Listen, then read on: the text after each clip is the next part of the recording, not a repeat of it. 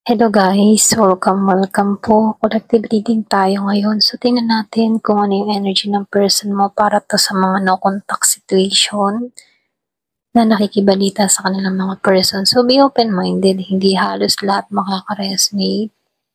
Thank you nga po pala sa mga nagsusubscribe, sa mga bumabalik. Maraming salamat. So start na tayo. Ano yung energy ng person mo? Para to sa mga no-contact situation na nakikibalita sa kanilang mga person. Give me the message. Ano yung energy ng person mo?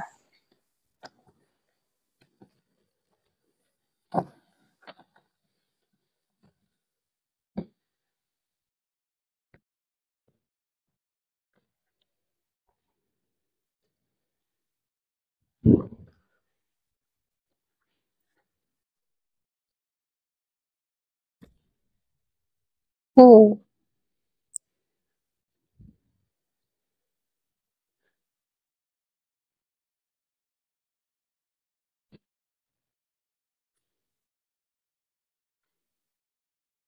excuse me, ano?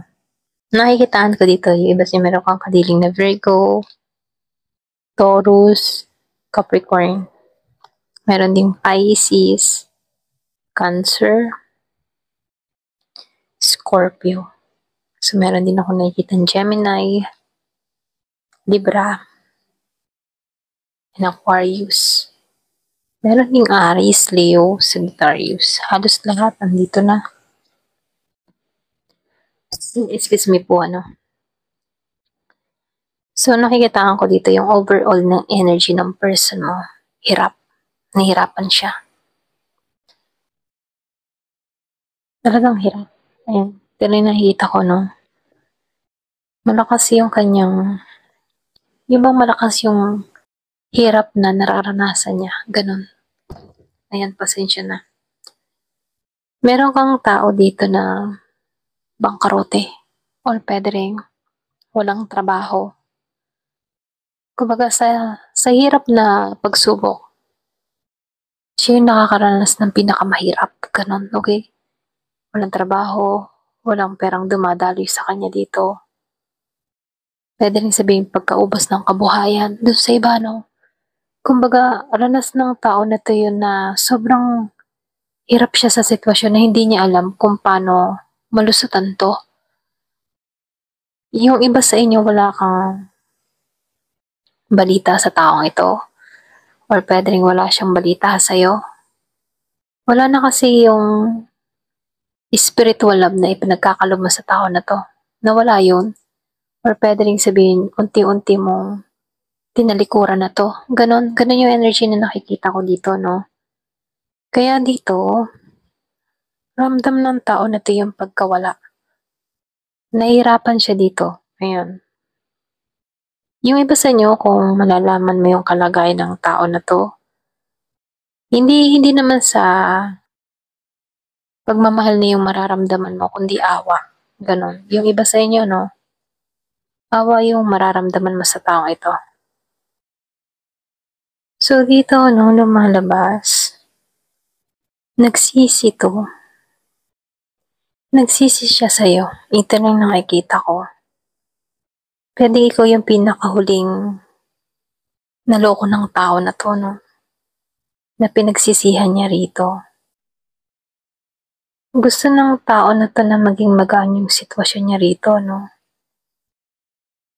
Pwede yung iba sa inyo nabunutan ka ng tinik ng naalisan mo tong tao na to. Yung iba sa inyo na nagsasama kayo. Pulos stress ka or pwede rin mas nahihirapan ka pakisamahan tong taong ito, no? Pwedeng siya yung nagbibigay ng stress sa'yo.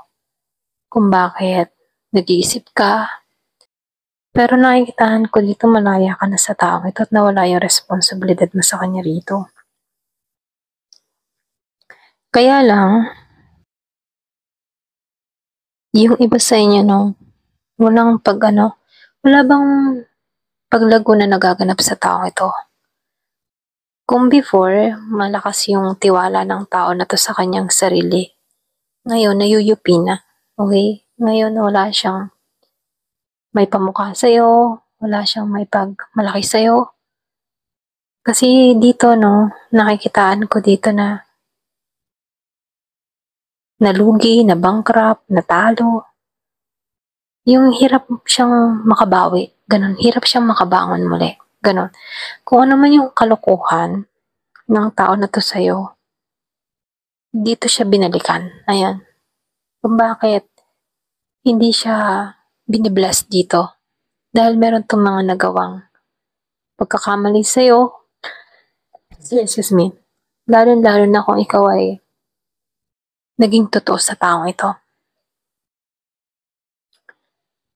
So nakikitaan ko dito, no, sinasabihan ka dito, yung iba sa inyo, huwag mo ipagpasalamat yung mga nangyayaring kamalasan dito sa tao na to. Kasi yung karma umiikot eh. Alam mo yun?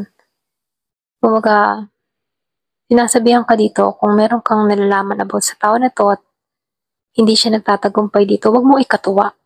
Kasi kung ikaw yung nasa kalagayan ng tao na to, masakit yon. Kaya dito, ginanti ka na eh. Kaya dito, mas mainam yung pagpapatawad. Okay? Huwag mo ikatuwa yung nangyayari sa kanyang pagsubok dito. Kasi kapag naranasan mo to, mahirap yung balik. Ayan. Ito na yung mensahe, no?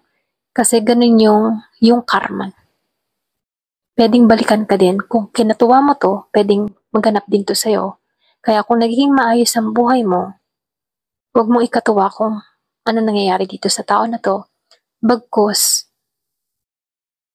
ipagdasal mo to, okay? Ganyan. At patawarin to. Hindi sa patawarin babalikan mo siya, kundi pinapatawad mo na siya para makalaya ka ng tuluyan rito.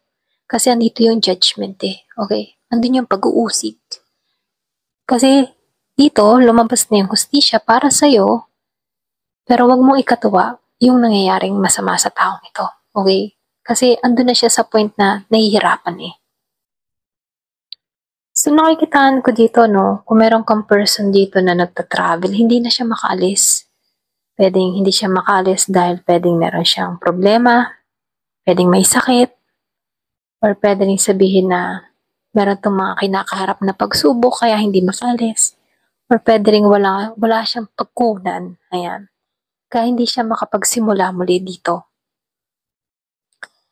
Dito, lumalabas na yung iba sa inyo, wala kang balita. Wala kang binibigay na interes sa taong ito. Wala kang pinararamdam dito. Alam mo yun? Kumbaga nakikitaan ko dito na wala ka nang ginagawang aksyon sa taong ito. Pero kaya mong magbigay ng tulong dito sa tao na to. Depende yun sa'yo, okay? Nasa sa'yo yun kung tutulungan mo tong tao na to. Kasi nakikitaan ko dito, pwedeng ikaw yung makatulong sa sitwasyon ng tao na to. Kaya lang, yung iba sa inyo, pwedeng hindi mo to tinutulungan para matuto siya sa mga pagkakamali niya rito. Ganon, okay? Dito, no, pumapasok na ikaw lang yung taong naiisip ng tao na to na makakatulong sa sitwasyon niya. Pwedeng ikaw yung maalwan, ikaw yung may pera ngayon, ikaw yung nananagana ngayon. Kaya lang nahihiya to eh. Nahihiya siyang lumapit sa'yo. Kasi alam ng tao na to yung mga nagawa niyang atraso sa'yo. Pero ikaw yung naisip niya na makakatulong sa sitwasyon niya. Kaya lang may hiya dahil alam na ng tao na to na wala ka nang nararamdaman sa kanya. So nakikita ko dito, meron ditong 4. Numero 4. Pwedeng 4 na taon, 3 taon, yung iba sa inyo, pwedeng 2 taon, na wala kayong komunikasyon ng tao na to. Ayan. So, lumalabas nahihiya to. Pwedeng nahihiya siya, pwedeng hindi siya makaharap sa'yo. Pwedeng wala siyang mukhang mahirap sa'yo, okay? Andun yung hiya. Kung madalas mo makita yung 1111, 222, 444, nangangahulugan to na nahihirapan tong tao na to sa sitwasyon niya ngayon, okay? So, nasa sa'yo yung desisyon Kaya lang dito, syempre, ikaw, kung gusto mo talagang tulungan tong tao na to, gusto mo yung siya yung magkukusang kumontak sa'yo, okay? Hayaan mo siyang dumiskarte dito kung paano niya yung gagawin sa'yo. Kung kung talaga tong tao na to ay maglalakas or kakapalan yung muka. Hayaan mo siyang kumigos dito. Kaya lang dito, meron tong hiya. Malaki yung hiya. Malaki yung pagkakasala niya sa'yo. Ayan, kaya nahihiya tong tao na to na tumingin sa'yo ng diretsyo, kitain ka dito. Kasi ramdam niya dito na malaki yung atraso niya sa'yo. At kita din ng tao na to na wala ka ng pagtingin sa kanya rito. Okay? Ayan, ito na yung nakikita ko.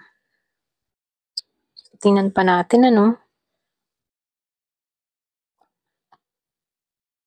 Ano yung gusto niyang sabihin? Tingnan natin kung ano yung gusto niya sabihin. Sa The Hermit Tarot. Give it a message. Ano yung gusto niyang sabihin sa'yo? Gusto ng tao na to na maging masaya. Pwede nyo iba sa inyo, ito yung kanyang priority before happiness. Pero nasuklian siya dito ng pagkalugi. Ayan. Pwedeng dito kayo nagtalo. Or pwedeng ito yung bukang bibig niya before, Or pwedeng energy mo to. Happiness is my priority.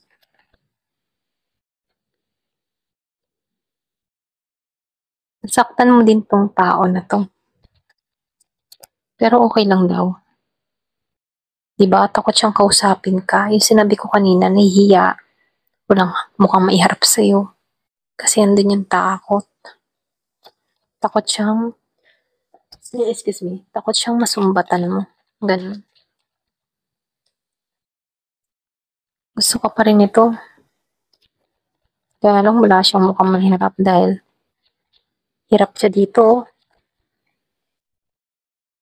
Gusto niya ikaw yung mag-reach out.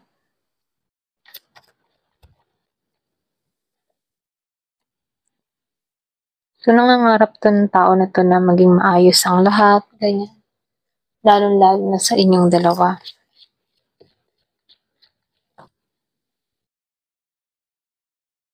So, you already know. So, alam mo na rin to. Ito rin yung mensahe,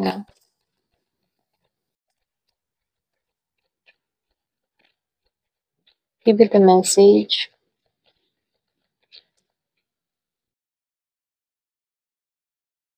In love to sa'yo.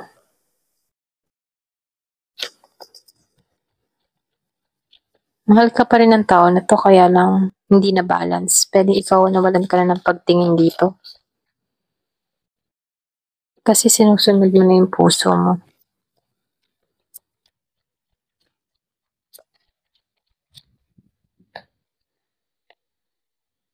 Merong maybe. Yung kasi niyo meron ditong sagot na maybe. Hinihiling ka nito. Nagmamanifest siya sa'yo.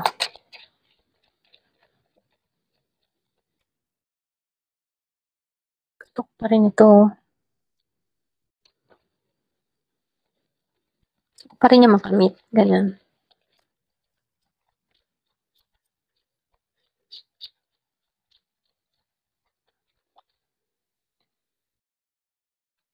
Yung tipong sinasabi ng tao na to, buksan mo yung puso. Love is the answer, okay? Kumbaga, gusto ng tao na to na hanapin mo pa rin siya sa puso mo. Ganon, okay?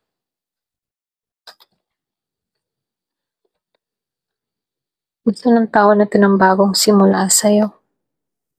Ayan. Sulas. Give it a message. Pipiliin mo ba siya? May tanong siya ganun. Pipiliin mo pa ba ako? Ayan. Ito na yung mensahe sa'yo. Ikaw yung mga kasagot dito. Pipiliin mo pa ba ako? Pipiliin mo pa ba tong tao na to kung nahihirapan na dito? Okay? Ayan. Nasa sa'yo yung sagot dito. Ayan. Hanggang dito na naman po. Thank you for watching. Love and peace.